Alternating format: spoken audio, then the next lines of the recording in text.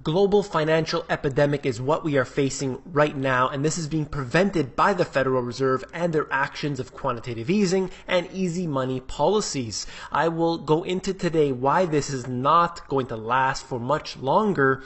You came here for the truth, so let me unveil that for you today. Out of the Wall Street Journal, Dutch bank lawyer found dead in New York, suicide. Something that has been going on for over the years, and I've brought this up before. It's almost becoming an epidemic in itself, where you have multiple people in the finance industry and around that basically committing suicide at higher and higher rates. They are into some business that is either illegal or doing things that they shouldn't be doing, and they end up becoming bankrupt, and they end up getting themselves backed into a corner and oftentimes, unfortunately, committing suicide. Let's go into this. Out of the Social Security Administration, I always bring you the facts directly from the sources. 50% of wage earners had net compensation less than or equal to the median wage, which is estimated to be $28,000 a year. This means that half of the people in the United States are making only $28,000 a year. This cannot build a strong middle class. This cannot build a foundation for a recovery when the individuals are not receiving a wage that is keeping up with the cost of living. Our electricity prices, our food prices, the most important things are rising on average, and this is becoming a problem when our wages aren't rising accordingly. So that's obviously something that I like to bring up, but the mainstream media and the government will never. This is out of my book where I talked about this. Savings allow an individual to put aside their money to open businesses and make quality investments, but right now we don't have that.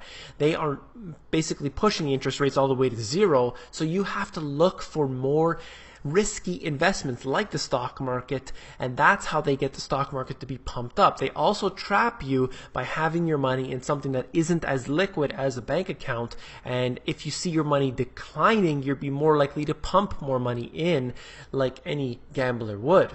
This is European statistics talking about 42 months in a row of downgrades, but they said, simultaneously saying that everything is just fine. They're going to fix it all. They actually increased the interest rates at some point, and that was a big mistake because the economy simply was not ready for that. In fact, all of these economies that are tied to the single currency, the euro, are in a huge mistake themselves because they can't grow out of it. It's not going to ever happen. Even Germany, who's recognized as being the strongest of all, is having their own issues right now, being with their growth. They have to downgrade their own growth estimates and so on. Europe is having the problem too. I want to make note here that all countries are facing a problem. You could not get away from these problems. It is a global epidemic.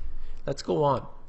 Hillary Clinton said, "Don't let anybody tell you that businesses create jobs." That's right, because the government creates the jobs. It is not businesses, small businesses, just making up the highest percentage of the jobs. But of course, they want to change that. They want the government to be the nanny state. They want them to have all of the positions, and they want everything to be controlled by the fewer and fewer hands. That's why they have these favorable laws that basically the government can expand, and it makes it harder and harder for people to do their own businesses. They're removing all these what they call tax loopholes. Oftentimes those loopholes are only for the mega rich like Warren Buffett, and the individual small businessman has to be forced onto things like Obamacare, which is forcing them to have less employment and then give part-time employment to people who would have normally gotten full-time employment, just so they don't have to pay into that healthcare system. This is some information that I find very interesting. Millennials are one of the biggest generations in U.S. history. You can look at the chart there for yourself. What I'm finding now is that you look at the statistics of the student loan debt and all of the fact that they are not finding jobs. They are not even on the employment numbers because they never had a job in the first place in many cases, and then they graduate out of school with all this student debt, and then they never are able to get a job that is sufficient for them. They, like I said, don't end up on the unemployment numbers, but we have a huge group of these people who are not effectively getting into the economy itself. Big problem for down the road. out of Business Week, all the market needs is 200 billion a quarter from central banks. And if you think that's nothing, well, you must be Ben Bernanke or Janet Yellen, because $200 billion a quarter is enough to basically throw off the market and all semblance of reality. This is what's happening right now, where you have the stock market increasing in its nominal value, but it is simply being pumped up with this quantitative easing. It is finding its way into the stock market and is being pumped up by not by individual investors, but by the central banks. Well, I've disclosed before how the central banks around the world are receiving incentives in order to invest in the stock market, and that is how it has been increasing over the past few years. This is out of ProRepublica, Inside the New York Fed, Secret Recordings and a Culture Clash. You might have to read this article for yourself, but I just wanted to go into the fact that there is a lot of things that go on behind the Federal Reserve and behind all these financial companies here, that a lot of it doesn't get out into the public, but some of that was released with the limited audit of the Fed and other things that we've seen, I've discussed here. But essentially, there's so much more going on. We don't have a transparent system, so therefore it is fragile, it is prone to risk. So when you have your money in that system, you are taking that risk with your savings. That is the biggest problem, the one that I see taking place right now. We see as the increased volatility, as I've gone into in other videos, increased volatility is a danger for myself, and I suggest that you look into that as well. This is sort of continuing on. The whites go to the SEC while Wall Street still owns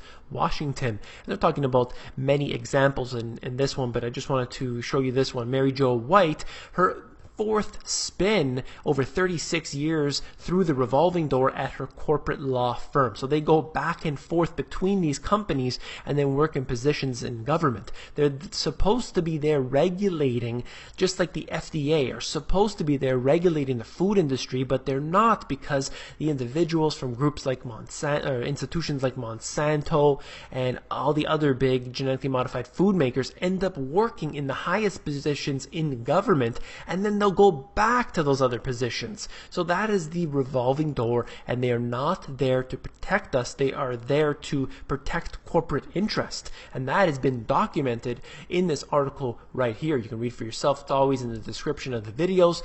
Judicial apartheid, Wall Street's kangaroo courts. I'll just read you the very first line. It said, for the past 18 years, a motley mix of corporate law firms, Wall Street powerhouses, and private justice providers have been serving up false testimony to the highest court of our land, and its mandatory arbitration is inexpensive, fast, and fair, and a proper substitute for the public court system.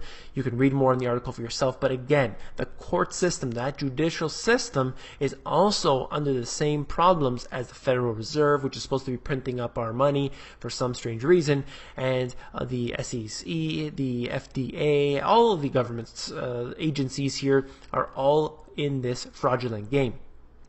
And another huge issue on that, and this is California's drought right here.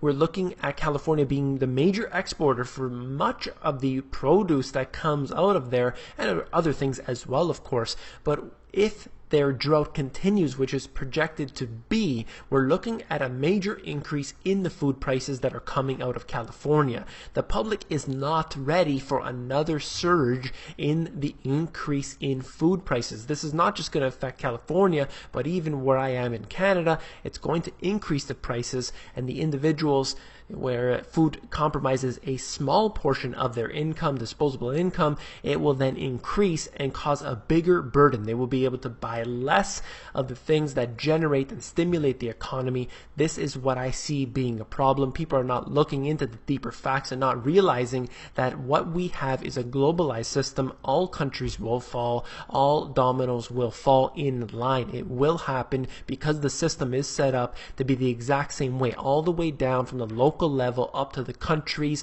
and then the countries have to face the facts from the other supranational entities like the IMF, like the UN, and we are basically forced under their iron fist. This is a huge problem. Not enough people are talking about it. If you found this video informative, please give me a thumbs up, and don't forget to become an insider. The Insiders is where I give out all my best intel for free, and that is now over 1,000 people on there. So I want to say hello to all of you. I want to thank all of you for joining up, and if you want to get on there, it is at themoneygps.com. You scroll down to the bottom, fill in your email address, and you get occasional emails from me with good, short, concise info.